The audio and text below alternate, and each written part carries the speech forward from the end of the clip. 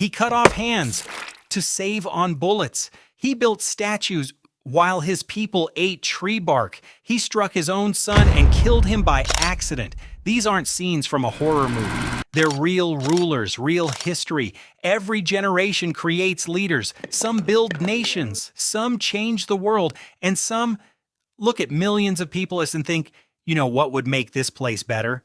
Less people. Today we're counting down 10 rulers who proved that giving one person unlimited power is humanity's favorite recurring mistake. Let's begin. 10th, Caligula. Some rulers lose touch with reality. Caligula sprinted away from it. When he became emperor of Rome in 37 AD, people celebrated. Young, charismatic, full of promise. For a few months, everything seemed normal. Then Rome discovered that unlimited power and unlimited ego are a dangerous combination. Ancient historians describe an emperor who executed people on a whim, humiliated senators for entertainment, confiscated fortunes whenever he needed more money. One day you could be eating dinner with the emperor. Try guessing whether dessert was cake or execution. The next, you could be on tomorrow's execution list, not because you committed a crime, because he woke up in a bad mood. According to several ancient sources, Caligula even discussed making his favorite horse a consul. Whether every story is true, historians still debate. But one thing isn't. Even his own guards eventually decided Rome had had enough. After less than 4 years, Caligula was assassinated. 9th, Vlad the Impaler before Dracula. There was the man who inspired him. Vlad III ruled Wallachia during the 15th century. History remembers him as Vlad the Impaler. And no, that wasn't a metaphor. His favorite method of execution was impalement. Wow. Victims could remain alive for hours, sometimes days. The goal wasn't simply to kill, the goal was advertising. Medieval marketing was a little more aggressive. Entire roads became forests, not of trees, but of human bodies.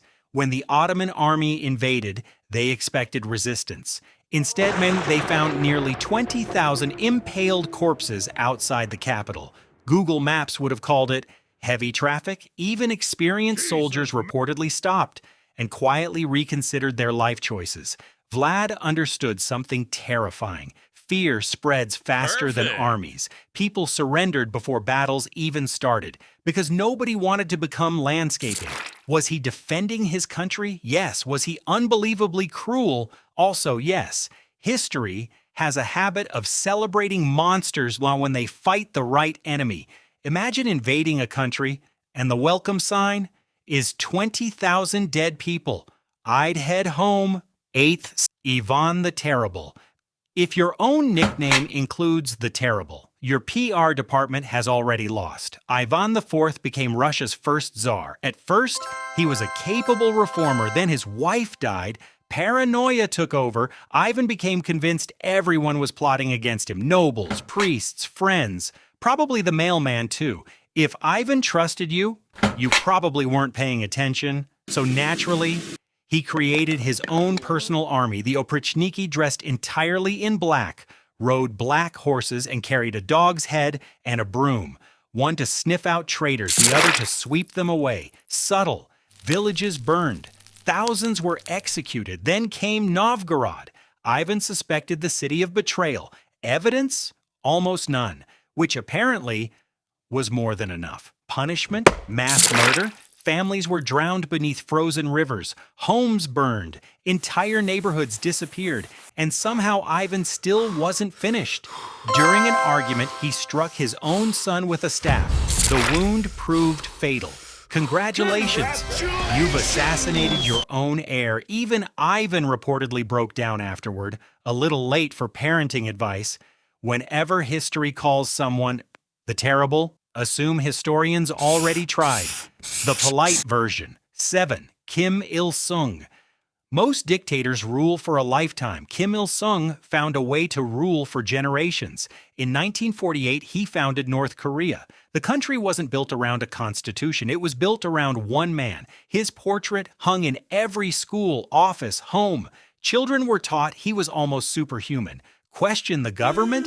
That could destroy your entire family. 3 generations could be punished for one person's crime. North Korea invented the family plan in the worst possible way. Imagine getting arrested because of something your grandfather said 30 years ago. Millions were sent to prison camps. People disappeared behind barbed wire and rarely returned.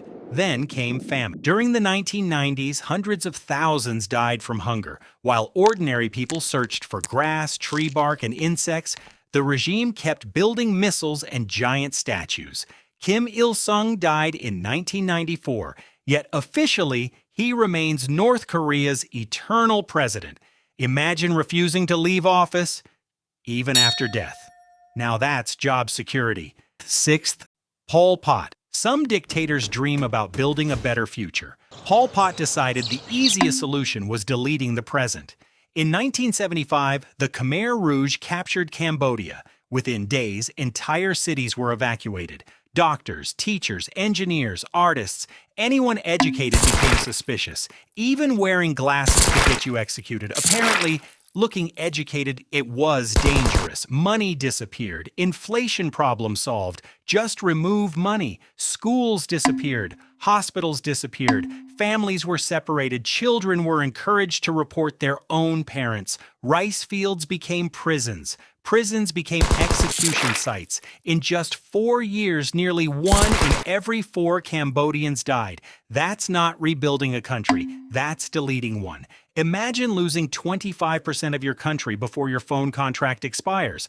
Pol Pot believed he was creating equality. Instead, he erased an entire generation.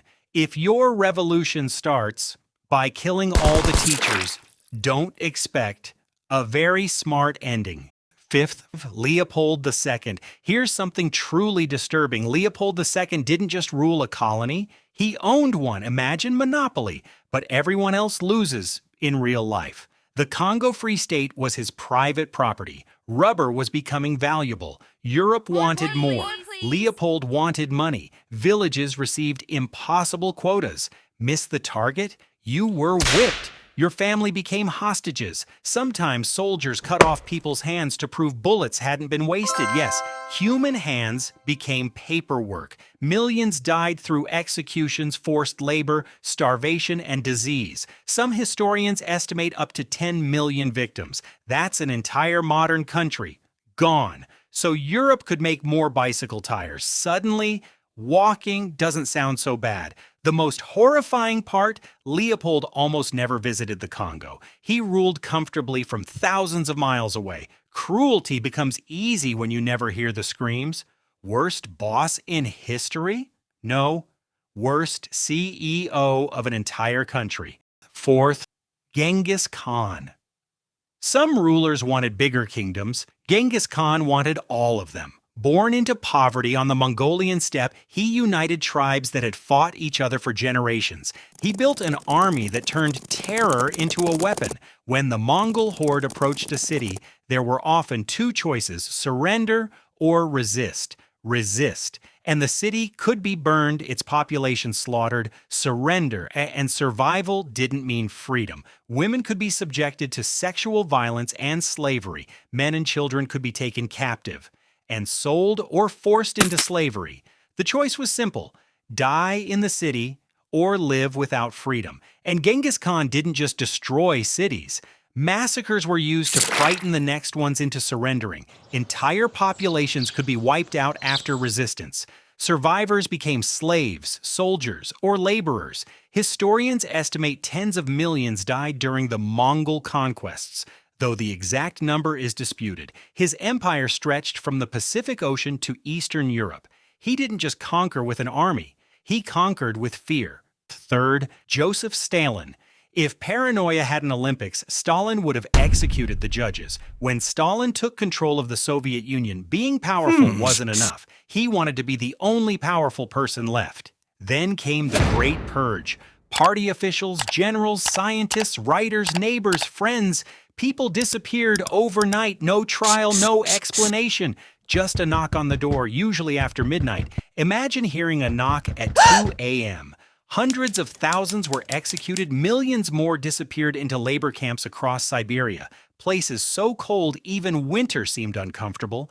Then came famine. Forced collectivization combined with disastrous policy helped create one of history's worst human-made catastrophes. Entire villages starved while newspapers insisted everything was going perfectly. It's amazing how dictators always confuse disaster with success. By the time Stalin died, millions had already lost their lives. Executions, deportations, labor camps, famine. Fear became the country's official language. Nobody trusted anyone.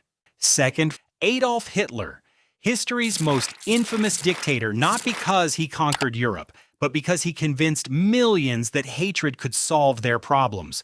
When Hitler became chancellor in 1933, he promised prosperity, national pride, a stronger future.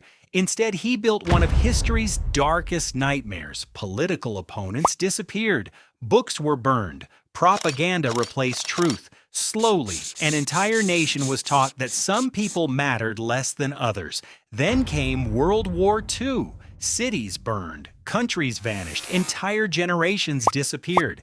But Hitler's greatest crime wasn't the war, it was the Holocaust. Approximately 6 million Jews were systematically murdered. Millions of others followed. Roma, disabled people, political prisoners, Soviet POWs. By 1945, Europe lay in ruins. More than 70 million people died during the war overall. First, Mao Zedong. You don't always need bombs to kill millions. Sometimes a clipboard is enough. When Mao founded the People's Republic of China, millions believed they were entering a brighter future. Instead, they entered one of history's deadliest experiments. In 1958, Mao launched the Great Leap Forward. The goal: transform China into an industrial superpower almost overnight. Farmers received impossible production targets. Local officials lied because telling the truth was dangerous. The government believed the lies. Food was confiscated even from starving villages.